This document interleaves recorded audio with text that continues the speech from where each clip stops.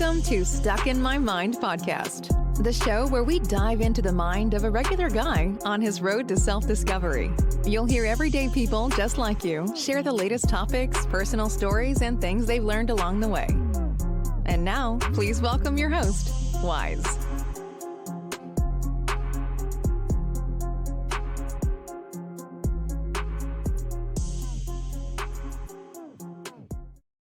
And welcome to another episode. I am your host, W-I-Z-E, and I have a very special guest on. He's an international best-selling author. And at the age of 61, he was told by his doctor that he was obese and he had a 95% chance of having a fatal heart attack. Welcome to the show, David Medansky. Hey, David. Thank you, Ice. Thank you for stopping by, man. I appreciate it. Thanks for having me as a guest. So, David, your doctor told you straight up you was going to have a fatal heart attack if you didn't lose the weight. What did you do to make that happen? Yeah, that was in July of 2016. And that was my wake-up call because he'd been after me for the previous 8 years to do something to lose the weight. And like most people, I procrastinated. And like most people, when I was younger, I was always fit and trim. However, life gets in the way. And before I realized it, the weight crept up with family obligations and work obligations. So during the next 4 months, I shed 50 pounds, 25% of my total body weight. And how I did that was on HCG, which is a hormone from pregnant women. They no longer approve it by the FDA, so it's no longer available. And the way it works is you're on 550 calories a day for 6 weeks. And if you were to attempt to lose weight on 550 calories a day without the injection, your body would burn muscle instead of fat, and it'd be unhealthy for you. And the injection with this hormone, it tricks the body into burning the fat. So I've kept the weight off for the last 6 years. The problem is most people who lose weight that way, over 90% of them, gain the weight back. Most people who go on a diet and lose weight will regain all their weight within 1 year. Some will gain even more. So what I tell people is if you want to lose weight and keep it off, don't go on a diet, change your diet. And I'm someone who struggles with my weight, and I know the struggles because I've been to the doctor. He actually recommended I take do the sleeve, and I personally don't want to do the surgery. I rather prefer losing the weight naturally instead of the surgery, because a lot of people, even though they get the surgery, they end up going back and gaining all that weight, and then now they have all that excess skin. And I know quite a few people who've had the surgery and they've just gone back and gained all that weight because they haven't been taught how to properly. Yeah, at first they tell you, oh, you need to eat this, this, and this, but they really don't show you how to change your lifestyle, how to change your eating habits, how to change everything. Exactly. And my understanding based on my research is I believe 60% of the people who get the ban end up regaining all the weight. And some will have the surgery 2 or 3 times, which again, it's not healthy. And like you said, they don't teach you how to eat healthy or change your lifestyle. A lot of people are under the misimpression that you need to, or misconception that you have to exercise to lose weight. And 90 to 95% of our weight issues based on what we put into our mouth. Now, physical activity is very important for overall health and fitness. In fact, Rebel Wilson lost 77 pounds simply by walking an hour a day for a year. And she lost that 77 pounds over a period of a year. So you don't have to have a gym membership. You don't have to go pump weights and use all the machines to exercise. What you can do is just walk for about an hour a day. And if you don't have an hour, small segments. So another actress, what she would do when she had a 10-minute break, instead of going on social media and posting or texting her friends, she would walk for 10 or 15 minutes.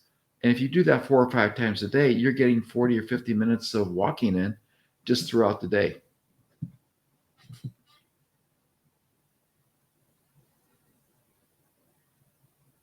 Sorry. He's a handful. He's definitely a handful. And here I thought I had peace and quiet for a moment. He's back. But yes, that's something. Yeah, exercise. People think that it's just exercise alone, and sometimes some people don't. It they plateau when they go to the gym and they're stuck, not realizing that there's other things besides the exercise that they need to do to change, to help change, help them lose the weight. Actually, Well, exactly. And what happens around January 1st, everybody makes their New Year's resolution to exercise more, eat healthier, and they go to the gym. And they may go 2 or 3 weeks in their discipline or eating healthier, and they get on the scale and the scale hasn't moved. So they get frustrated. The problem with that is what they're doing is they're converting the fat into muscle, and fat and muscle weigh the exact same. So 5 pounds of fat is the same as 5 pounds of muscle. The difference being that muscle is denser than fat, it takes up less room. So what I usually tell people is don't go by the scale, go by how your clothes fit. So let me tell you about one of my clients who had that experience. He'd been working with me for 3 weeks, and after 3 weeks, he still weighed the same and he was getting frustrated. And I said to him, are you exercising or doing anything different? He goes, yeah, I'm riding my bike, 5 miles a day. I'm walking, doing a lot of exercise. I said, well, how do your clothes fit? He goes, well, they're loose. In fact, people are asking me if I'm losing weight. And I said, well, again, don't go by the scale, go by how your clothes fit. And so a couple weeks later, the scale started dropping, going downward because the body's adjusting. The other thing is a lot of people will lose a lot of water weight real quick in the first week or two. So they think, oh, this is great. I can do this. And then, like you mentioned, they hit a plateau. Um, the other problem out there, as a former lawyer, I've realized there's a lot of honest people and dishonest people. And unfortunately, in the food industry and in the weight loss industry, there's more dishonest people than there are honest. And so the national brands will advertise lose, 10, 15, 20, 30 pounds guaranteed your first month. Well, all diets will work on a temporary basis, and you may lose that weight. However, you won't be able to keep it off. And that's why 90% of people who lose weight on a diet regain it within a year. The other thing is most people don't know an average person will attempt 126 different diets during their lifetime. So if diets worked, most of those companies would be out of business and everybody would be healthier and thinner. That's the problem. They don't work. yeah, And as you know, diets tend to be temporary, extreme, hard to stick with, and a lot of them are potentially dangerous to our health. yeah, absolutely right. I agree with you. I've like gone to the gym and I know if I work out and eat properly and all that, that I can lose the weight because I've done it before. It's like you said, it's finding that time. It's actually making that time because you have enough time throughout the day to actually do it. Bryson, stop. Exactly. One of the biggest, things that people don't realize is 75% of the US population is chronically dehydrated, means we don't drink enough water. Most people are drinking soda, diet soda, fruit juices, or fruit flavored beverages. Our bodies are 60 to 70% water, not the soda or diet soda or fruit juices. And I get into discussions with people because they say, well, how does a diet soda with 0 calories cause weight gain? And I explain it has aspartame.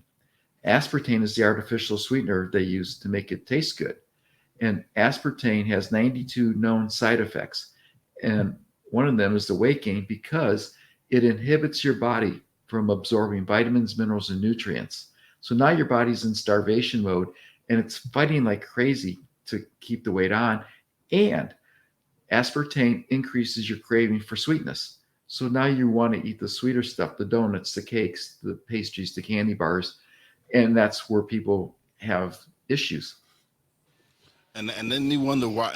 You wonder why a lot of countries don't eat the food that we have here in this. Like this food's banned in other countries that we eat here, like Mountain Dew, Skittles, all these things that we buy in stores, but other countries won't eat them because they know that they're not good for you. Exactly. If you see something that says fat free on it, avoid it.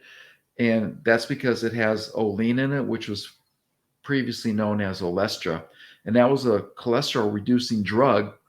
Uh, and then Procter and Gamble realized they could use it in the food to reduce the fat content. And for a while, the FDA required Procter and Gamble to put warning labels on the food that it was in. And so people weren't buying it because of the negative side effects it had. Well, Procter and Gamble lobbied the FDA, and they finally agreed to take the warning labels off. But by that time, the damage was done. So now they changed the name to Olean, and Olean is banned in Europe, China, Canada, and other countries, as you mentioned. And one of the things about water, because it's so important for us to drink more water, everybody's like, well, how much water should I drink? At a minimum, it should be 64 ounces. However, if you weigh more, so if you weigh 200 pounds, you should drink half of your weight in water. So you should drink at least 100 ounces of water. Or if you're in a warm climate, like I live in Phoenix, Arizona, we have to drink more because it's hot here. Or if you're doing a lot of physical activity or exercising a lot, just make sure you replenish with water. And not the electrolyte drinks, because again, those are full of chemicals and it's not healthy for you. Yeah, you're absolutely right, man.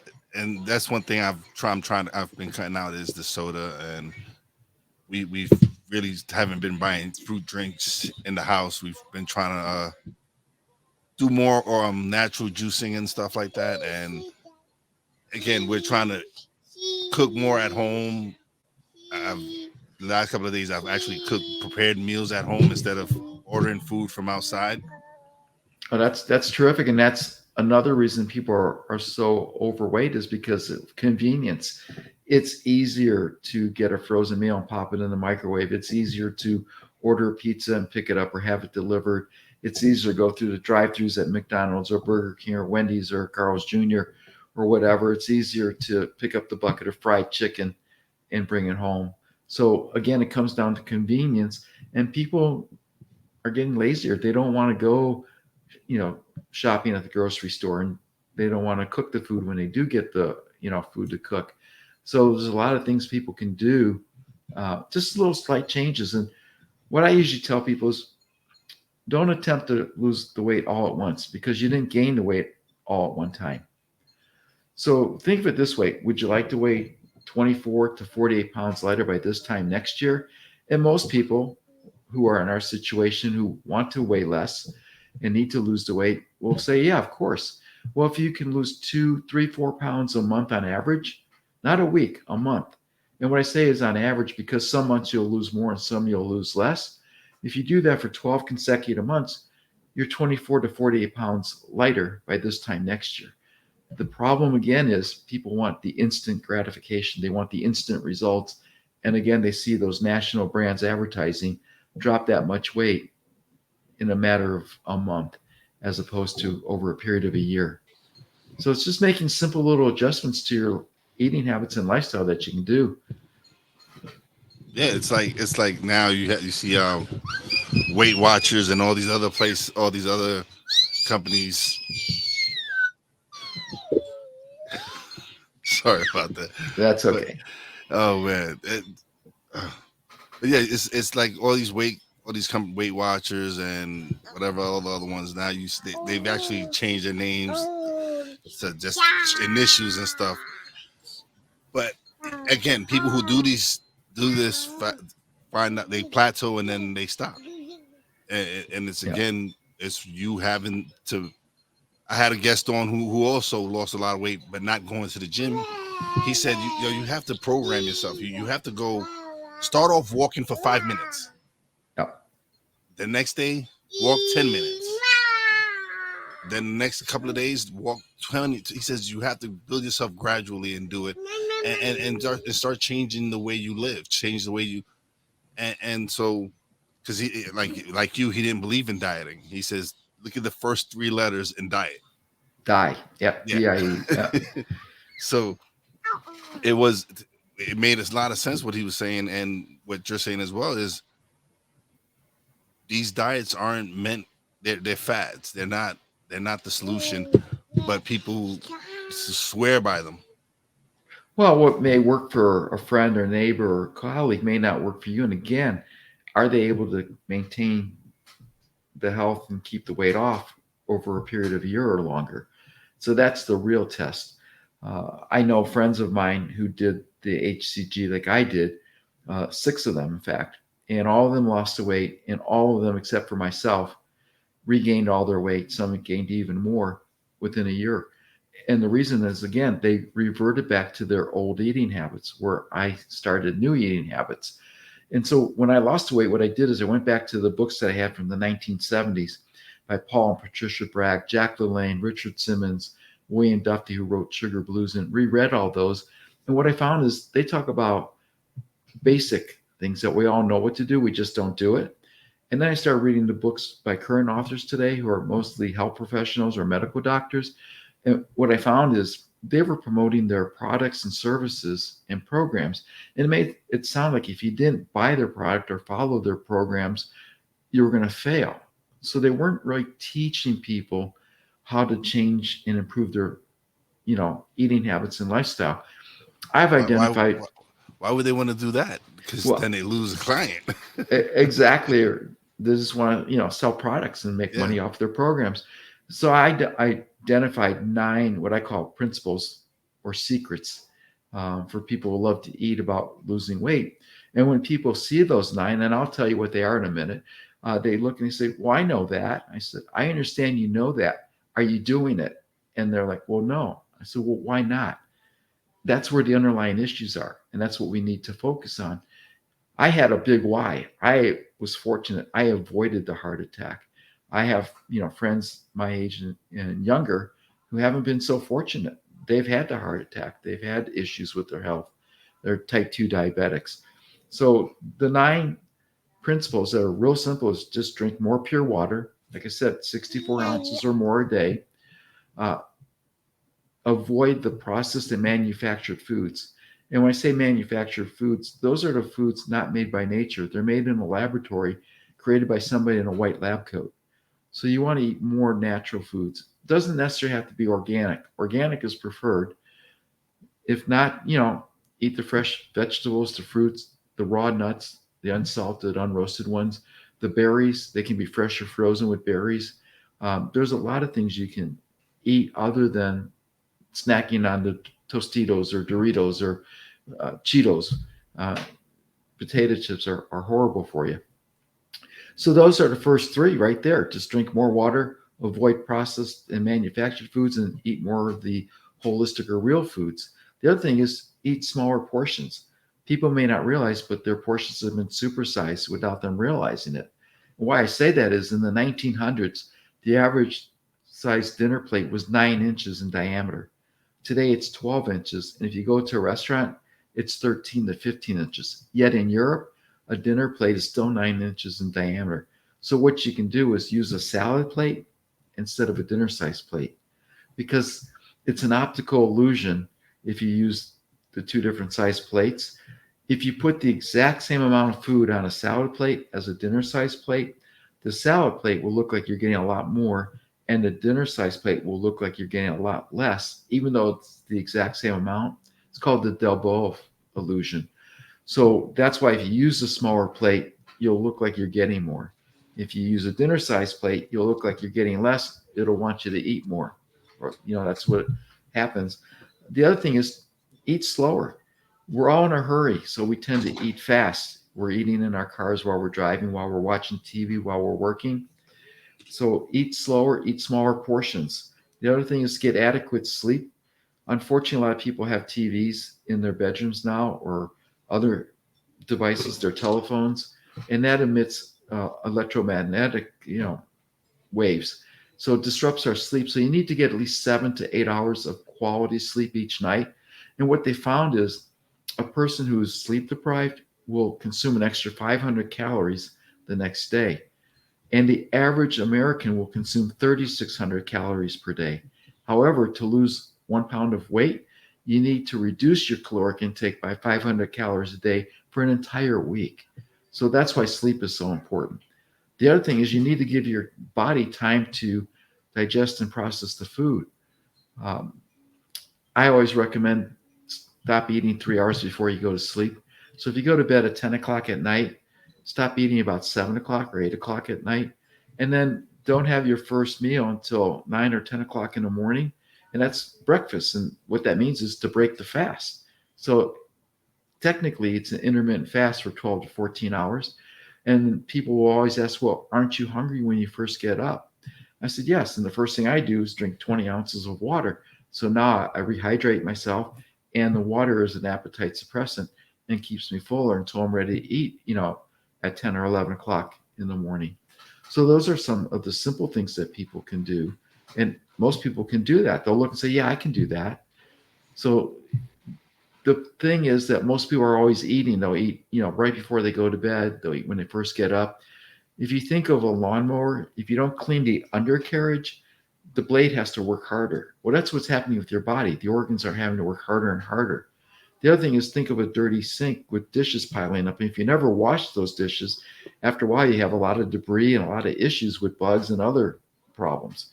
Well, that's what's going on in your stomach and, digestive system. You're not giving it time to rest and clean itself. So that's one thing that you can do. The other thing is to keep a positive mindset. In doing research for my books, I learned that 80% of our thoughts are negative. Just imagine why, if we turned it around, made 80% of our thoughts positive. So instead of saying, oh, I'm not allowed to have this, cheeseburger with fries, or I'm not allowed to have the piece of pie or chocolate cake, just say, I'm making a healthy choice. So you're not depriving yourself. You're not sacrificing anything. You're making a healthy choice. And I'm not saying you can never have, a piece of cake or pie. I enjoy that. It's just, I have it as a treat. And instead of eating a full slice, I eat half of it or a sliver of it. And so I get to enjoy it, and I just reduce the portion sizes. And then the last thing is just do physical activity. And one of the best physical activities you can do is just walking. And most people can walk around the block. And like you mentioned, just start off with 5 minutes, then do 10 minutes and build up. And if you can't do an hour a day, do a half an hour, or break it into 15-minute segments a couple of times during the day. So it's good to move around and be physically active. And when people hear that, they think, well, yeah, I can do all that. And then it comes to, why aren't you? So their motivation and their reason to want to be healthier and to lose the weight isn't strong enough. And it's crazy because in the last few years, I just turned 46. And in the last few years, I've lost friends to heart attacks, to something. You growing up, it was like older people had heart attacks, not people 30 and 40 years old. And so, again, it's a lot of us kids, a lot of us that were raised in the 80s and 90s loved our McDonald's and and that's when they started doing the supersize and started doing all these things. Well, the Happy Meals too, so they get you hooked on it. Yeah. And what a lot of people don't realize is that the food, I call it fake food, but the food that is out there is scientifically engineered to optimize our cravings for fat, salt, sugar, and texture. And they make it so that it's addicting, so you're not able to stop eating it. So it's done intentionally because they want you to buy more and eat more. That's with the Happy Meals, to get kids on it right away. The sugary cereals, which are bad for everybody. So again, those are little things that people can do. I'm still here. Yeah. No, the other thing is, most people don't realize is that if you don't want to do it for yourself as a reason, do it for your business associates, your spouse, your kids, your grandkids.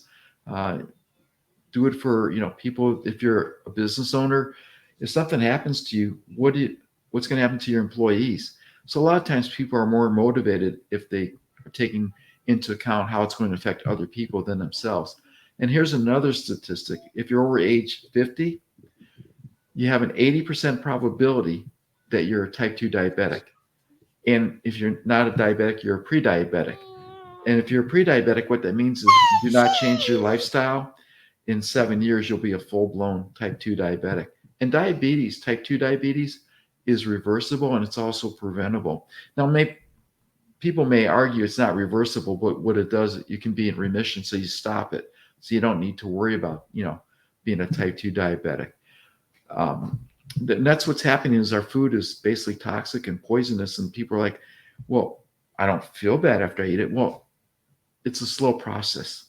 So after 10, 15, 20 years, that's when you start getting the negative results and negative consequences. That's why today so many people have so many illnesses. And as you mentioned, the heart attack and the strokes. I'm 67 and I just got done hiking Kilimanjaro a few weeks ago. So age isn't really a factor, it's a number. And you can be physically active and healthy, all through your life. It just have to have that reason why you want to do it. Dave, you look good for 67, man. Well, thanks, Wise. I'm going to help you get there too. I greatly appreciate it, man. But you look amazing for 67. I wouldn't have thought you were 67. I appreciate that. So yeah, I wrote the book Break the Chains of Dieting. That's the third book on weight loss, and it's actually been recommended and endorsed by Jack Canfield, co-author of Chicken Soup for the Souls. And people like it because it's got a lot of short stories in it with life lessons and analogies and some fables. And so it's entertaining. And then I took those short stories and took the lessons and then applied it to eating healthier and having a healthier lifestyle. So, and what I'll do is I'll send it to you as a gift, signed copy. I'll get your address later off air and I'll send that out to you as a gift. Thank you. I greatly appreciate that, man. Definitely. Jack Canfield, yes, he's awesome. Actually, he's became one of my favorites after watching The Secret.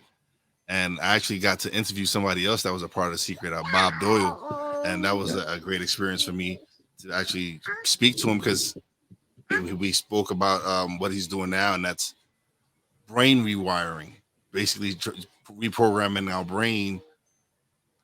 And that's what a lot of us need to do as far as when it comes to eating, is reprogramming our brain so that we can change our habits, man. It's easier said than done.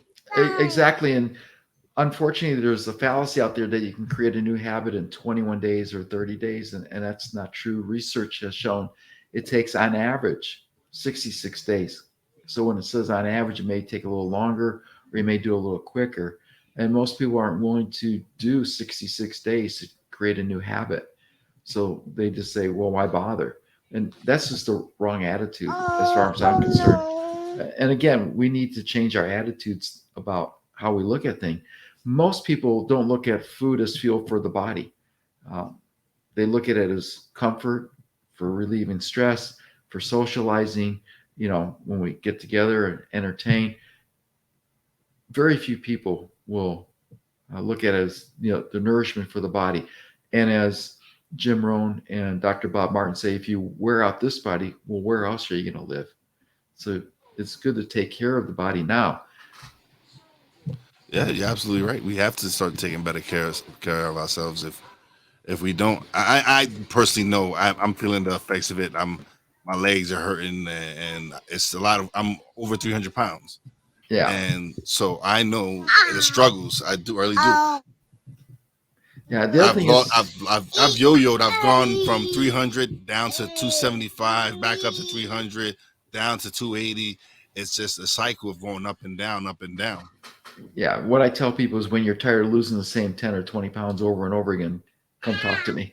But I'm going to help you get through all that. The other thing is we don't focus on the food that we eat. We tend to eat working at our desk and the computer or watching TV or driving, as I mentioned earlier.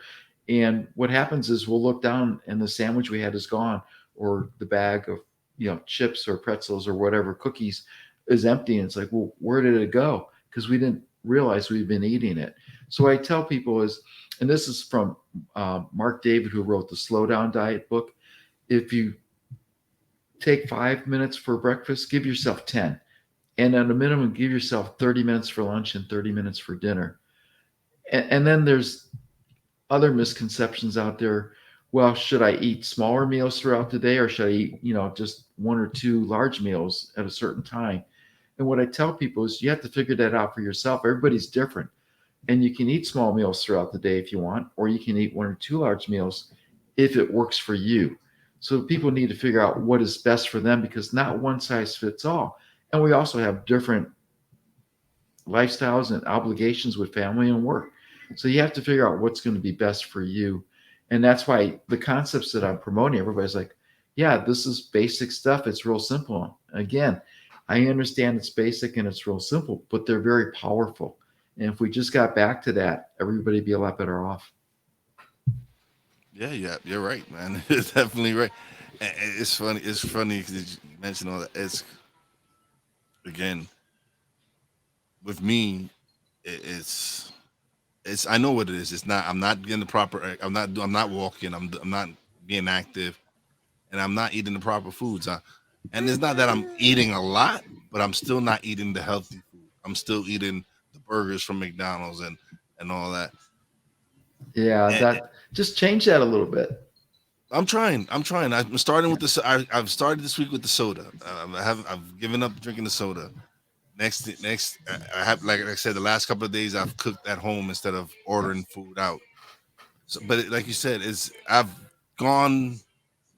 And yeah, I've heard it 21 days to break a habit, and it's nonsense because I went to the gym for over 21 days straight, and I stopped going. so, so that, so that it takes more than just 21 days to form a habit. It truly does. It takes because that means you would have to break a habit in 21 days, and that's not an easy thing to do. No, no, especially when they make it addicting with the sodas and diet soda. People I talk to who drink it say that's the hardest thing to do is to give that up. And what I tell people, do it gradually. If you drink 2 or 3 sodas a day, make it, one or two, and then maybe drop it down to half a soda so that you can wean yourself off of it. You don't have to go cold turkey. If you're able to, great. If not, not a big deal. Had one client, she gave up soda, and then 6 months later, she had a craving for a soda. And so she went to McDonald's and went through the drive-through, purchased a soda, and she said it tasted funny. So then she went across the street to the 7-Eleven and bought, a soda in a can there. And she opened and drank, and she said that tasted funny. So then she realized it wasn't the soda that was bad. It was that her taste buds had changed. Her taste buds were they no longer want it, crave those. They're like, no, no, we don't want this. This doesn't taste good to us. And that's what you'll notice when you start eating the holistic whole foods, the real foods, your taste buds will crave. Research has found that the reason kids think vegetables and fruits taste, bitter and sour is because they're used to the McDonald's and the fast foods and the chicken tenders and chicken nuggets and all that stuff. And they're not used to eating, fresh fruits and vegetables. Like him, I got him eating grapes. He loves grapes. He'll eat grapes. We'll feed him bananas. We try not to feed him much fast food. We try to feed him more fruits and vegetables than anything else. That's great. I mean, apples are great. Avocados are great. I just cut avocados in half and take the pit out and just eat it right out of the shell. I know a lot of people don't like to do it that way, and some people don't like avocados. So I'm not saying you have to eat an avocado, but if you enjoy it, then that's great. If you don't like apples, pears are great. Cherries are great food because they're low glycemic. I call them finger food. So instead of reaching for the M&Ms, you reach for the cherries, and you have to eat cherries slow because they have the pits in it, and you don't want to crack a tooth on, chomping down a pit. So it has a lot more nutritional value too. The other thing is an apple has about 90 to 100 calories.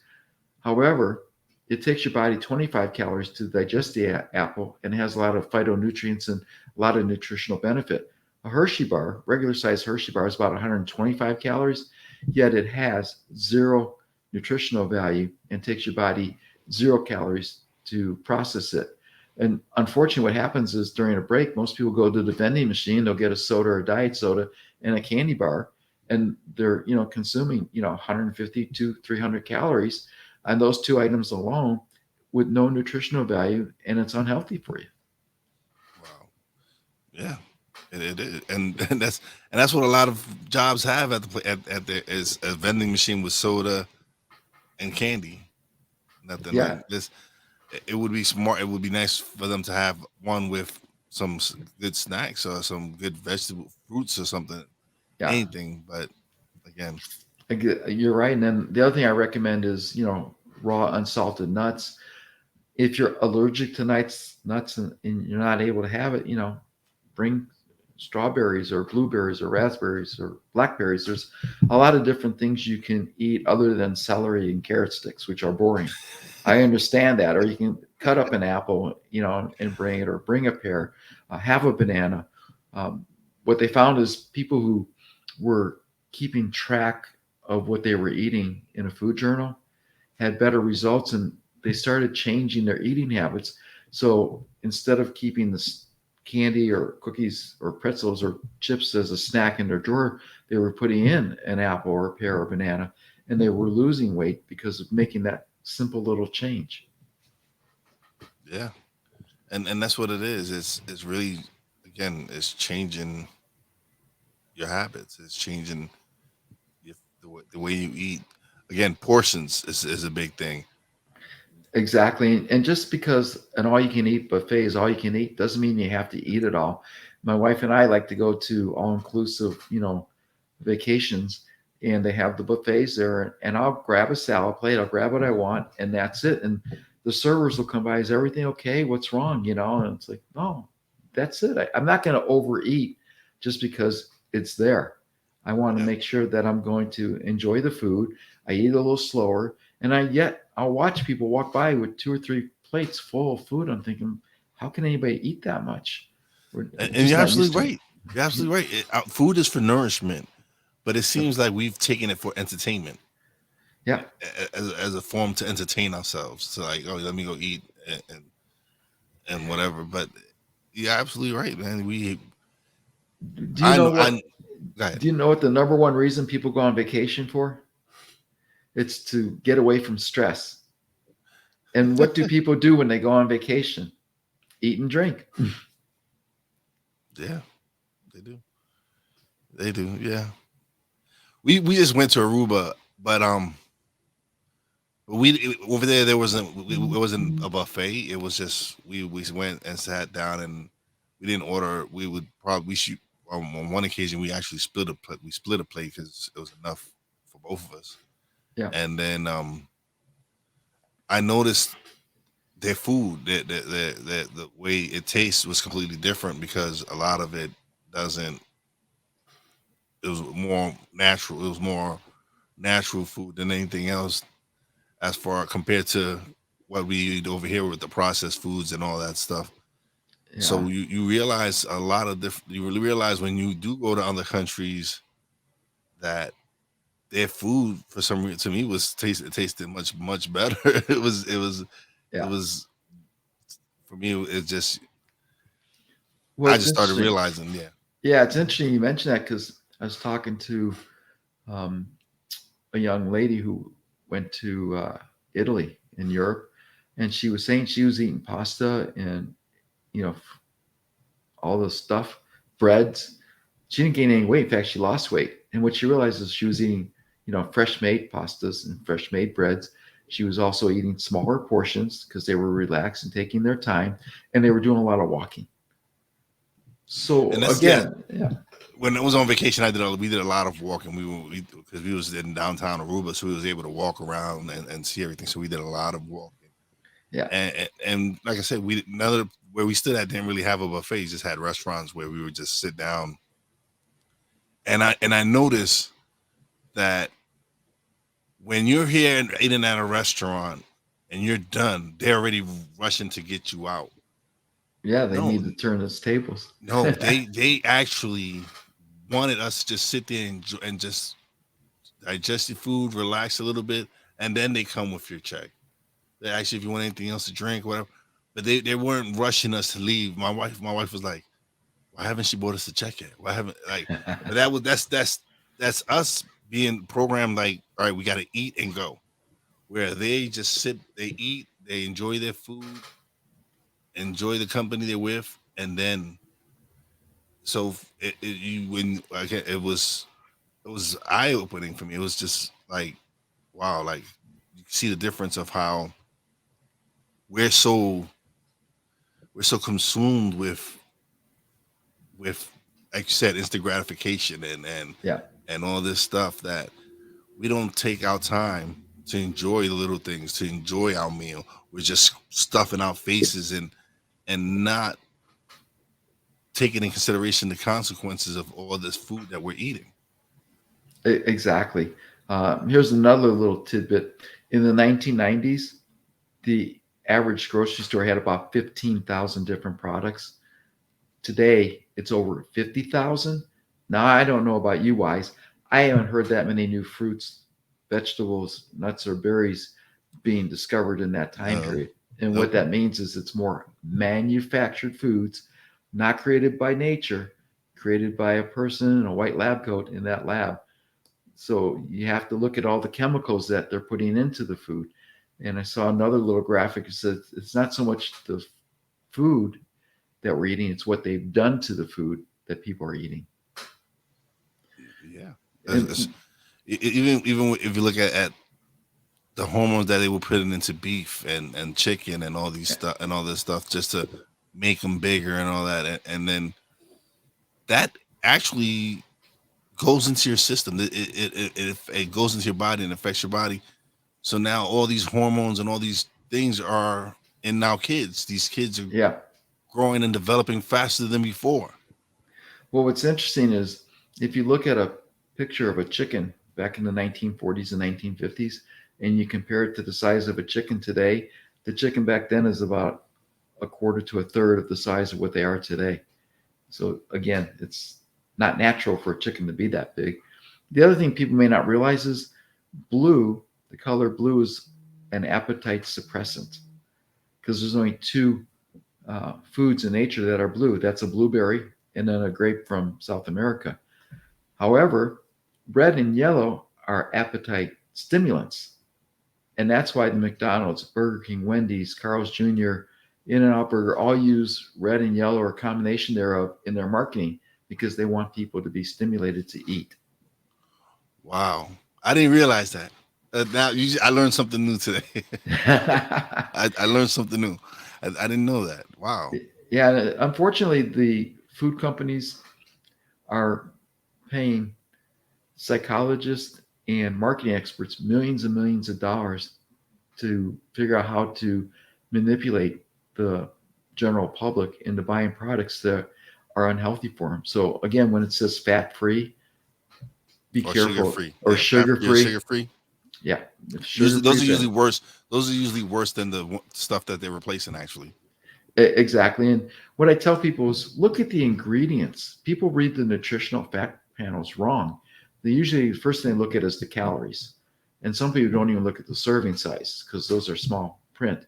Then they may look at the grams of sugar or, grams of fat or protein or sodium. Very few people read the very, very fine print at the bottom, which is the ingredients. And if you were to read those ingredients, you would see it's all chemicals. If it's words you're not able to pronounce, you shouldn't be eating it. So that's a little, lesson that people can look at that nutritional fact panel and actually see what you're putting into your body that's, smaller print. Yeah. There's always the stuff they hide from you is always in smaller print. Yeah. And there's a reason for it. It's intentional. They don't want you knowing what you're eating. And you're not going to take the time to go get a magnifying glass, find out what it's in there. Exactly. Yeah, it's crazy. It's crazy. But Dave, thank you so much, man. Thank you for understanding the situation a little while ago. I greatly appreciate it. But this has been great, man. I've definitely, again, like I said, I know personally I have to change my eating habits. I need to lose the weight, and it's been hitting me recently the last couple of weeks with me being extremely tired and my legs hurting more, and I know what I have to do. So, okay, well, I'm going to hold you accountable. I'm going to keep in touch with you. Let's do it. Let's do it. That sounds great. But now, Dave, it's time for you to plug away, plug everything where everybody can find you, the book, everything. Okay, sounds good. I got Break the Chains of Dieting. It's available on Amazon, Barnes & Noble, independent bookstores. You can go to your local library. If they don't have a copy, they can order it, so it won't cost you anything. They can find me at stopdieting.net. So again, it's stopdieting.net. Read the blogs. I post a lot of blogs with great information in there, and that's all free. Reach out to me. I'm on Facebook, David Medansky. My last name is spelled M as in Mary, E as in Edward, D as in David, A as in Apple, N as in Nancy, S as in Sam, K as in kilo, and Y as in yellow. And reach out on Facebook, LinkedIn, and I'm happy to answer questions if you direct message me. So whatever I can do to help you, get a little thinner, healthier, and live a little more active life, I'm here for you. All right. Thank you, Dave. Appreciate it, man. But don't leave just yet. We're going to chat a little bit off air. Yes. But now it is time for shout outs. Big shout out to the Real Wise fam, Brandy J, Bobby J, love you guys. Big shout out to the boss lady, Fina, love you, baby. Big shout out to Dave Medansky for coming by and showing us some love. And as always, a big shout out to all the essential workers out there. God bless y'all. Be safe. You know how your boy Wise does it. Peace out. Thanks for listening. Listen on iTunes, Podbean, Spotify, and TuneIn. Find us on social media on Twitter at wise_b_blunt, Instagram at wise_b_blunt, and a Facebook fan page, www.facebook.com/wise76. Check back soon for new episodes. Until next time, peace out.